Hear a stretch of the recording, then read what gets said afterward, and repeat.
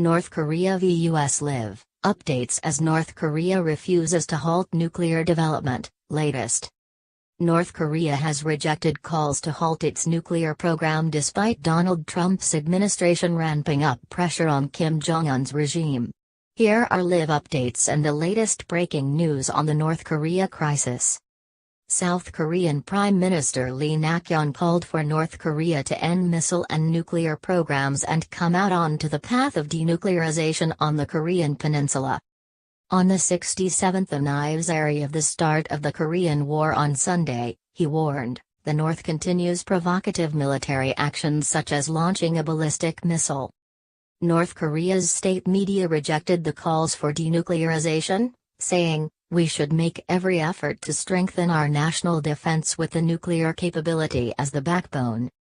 Stopping the threat posed by North Korea is a top priority for Donald Trump's administration, and there is an ongoing show of American military might in the region.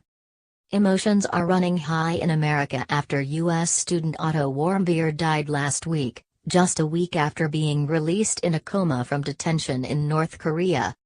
Here are live updates and the latest breaking news on the North Korea crisis. 1 p.m. The North Korea threat will be at the top of the agenda when South Korean President Moon Jae-in visits the White House on Thursday. U.S. President Donald Trump has invited the South Korean leader to discuss the nuclear threat posed by Kim Jong-un's regime. 9 a.m. Donald Trump and Indian Prime Minister Narendra Modi have called North Korea's pursuit of nuclear and ballistic missile programs a grave threat to global peace. The world leaders pledged to work together to counter the weapons of mass destruction programs and vowed to hold all parties that support these programs accountable, a White House statement said. Monday, June 26. 10:40 p.m. A video has emerged showing a North Korean soldier beating a woman unconscious for allegedly trying to flee the Hermit Kingdom. The distressing footage shows the security agent hitting the woman around the head before she appears to collapse. Captions on the video, which dates from 2012, say the agent accused the woman of attempting to flee North Korea and of sleeping with Chinese and South Korean men.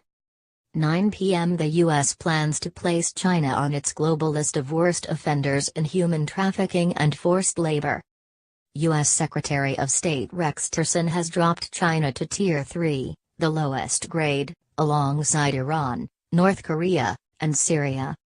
The rating will be announced on Tuesday in an annual report by the State Department's Office to Monitor and Combat Trafficking in Persons. It comes after Donald Trump's efforts to coax Beijing into helping to rein in North Korea's nuclear and missile programs. 7:35 p.m. Donald Trump's administration is concerned about the conditions faced by North Korean labor crews in China, a congressional source told Reuters. Labor is being outsourced from Pyongyang to China as the hermit state is being squeezed by international economic sanctions in response to Kim Jong-un's repeated missile tests.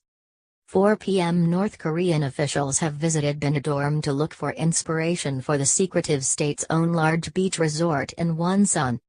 The delegation was amazed by the dimensions of Benidorm's towers and holiday parks, according to a spokesman for the North Korean embassy in Madrid. 2:30 p.m. Japan has broadcast a TV warning urging citizens to lie on the ground or seek shelter in the event of a North Korean nuclear attack. 11:30 am. A leading North Korean sports official believes it is too late to form a unified team for the 2018 Winter Olympics in Pyeongchang, saying that political tension must be resolved first. On Saturday, South Korean President Moon Jae-in said he wanted the Koreas to compete as one team next year and highlighted the 1991 World Table Tennis Championships as an example of a previous merger.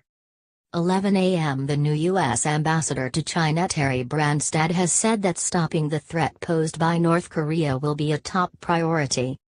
Resolving the bilateral trade imbalance, stopping the North Korea threat, and expanding people-to-people ties will be my top priorities, Mr. Branstad said in a video message. Donald Trump has encouraged Chinese President Xi Jinping to put more pressure on North Korea. But last week he tweeted that Chinese efforts have not worked out. 10 a.m. An editorial in Pyongyang state newspaper Rodong Sinmun said, "We should make every effort to strengthen our national defense with the nuclear capability as the backbone."